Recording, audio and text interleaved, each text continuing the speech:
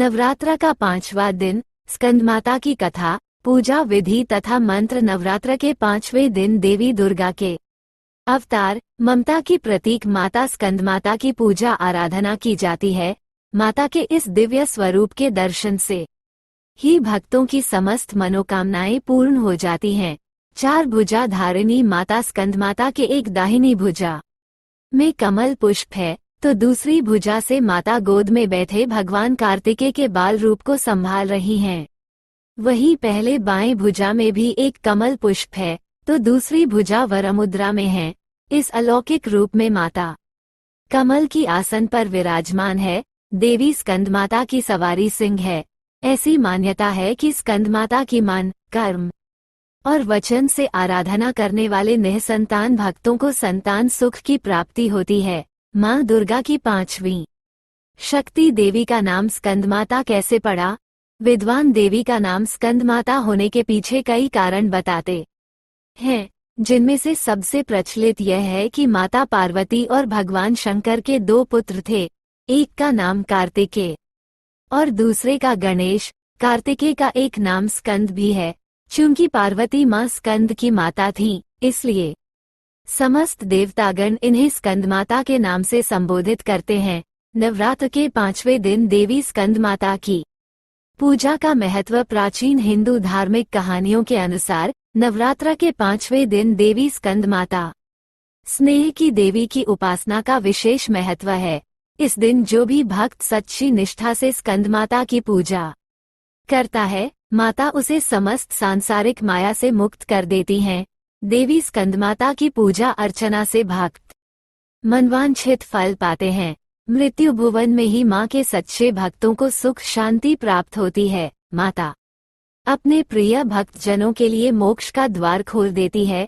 शास्त्रों में कहा गया है कि स्कंदमाता की उपासना करने से भगवान कार्तिकेय की पूजा स्वतः ही हो जाती है और इनके साधकों में मां का तेज समाहित हो जाता है।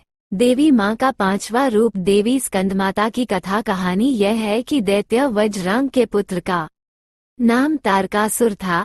तारकासुर बाल्यावस्था से ही सृष्टिकर्ता ब्रह्मदेव का भक्त था। एक समय वो मधुवन नामक पवित्र स्थान पर कठिन तपस्या करने लगा। हिंदू शास्त्रों में कहा गया है कि तारकासुर ने एक पैर पर 100 वर्षों तक तपस्या किया था। उसने केवल पानी पीकर ब्रह्मा जी को प्रसन्न करने के लिए तप किया। एक समय ऐसा भी आया जब तारकासुर ने पानी का भी त्याग कर दिया और 100 वर्षों तक जल के भीतर तपस्या की और फिर अग्नि में 100 वर्ष तक तप में लगे रहे।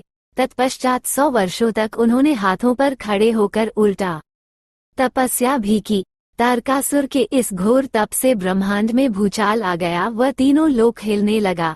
तारकासुर के इस कठिन तपस्या से भगवान ब्रह्मा अति प्रसन्न हुए।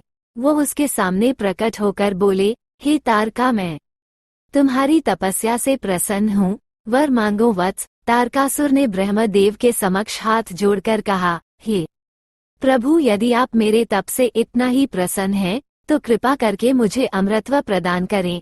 फिर ब्रह्मदेव ने तारकासुर को समझाया कि हे दैत्य कुमार, मृत्युलोक में जो जन्मा है उसकी मृत्यु अटल है। तुम कोई और वरदान मांगो।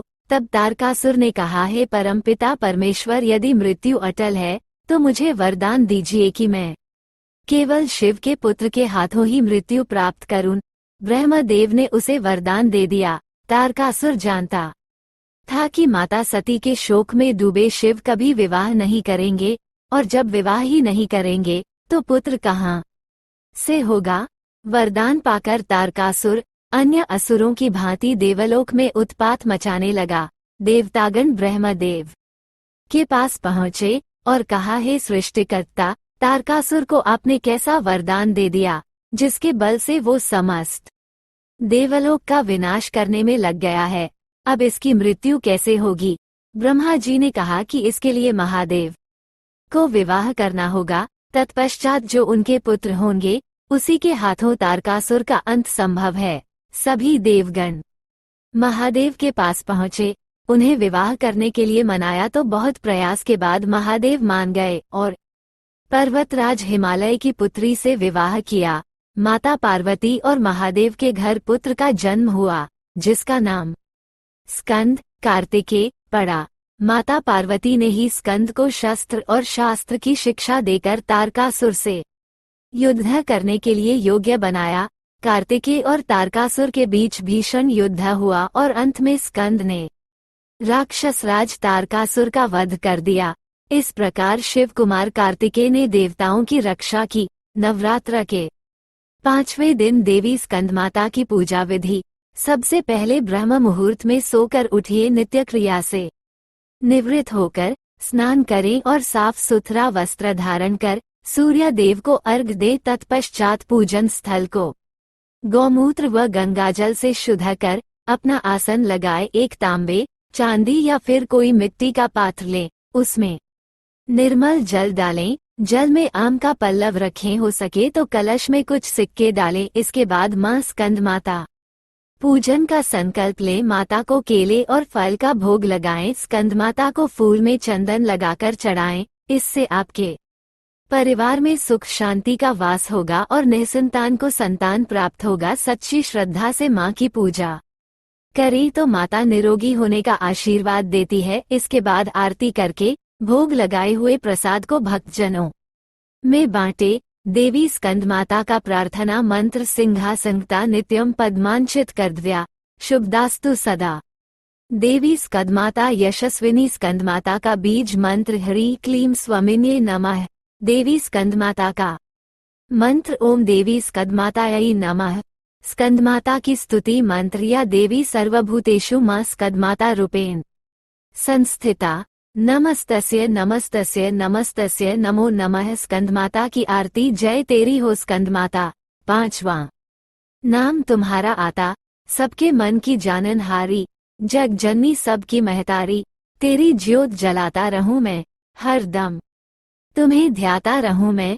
कई नामों से तुझे पुकारा, मुझे एक है तेरा सहारा। कहीं पहाड़ों पर है डेरा, कई शहरों में तेरा बसेरा। हर मंदिर में तेरे नजारे, गुण गाए तेरे भक्त प्यारे। भक्ति अपनी मुझे दिला दो, शक्ति मेरी बिगड़ी बना दो। इंद्र आदि देवता मिल सारे, करे पुकार तुम्हारे द्वारे। दुष्ट दैत्य जब छद कराए, तुम ही खंडा हाथ उठाए। दास को सदा बचाने आई, चमन की आस पुराने आई।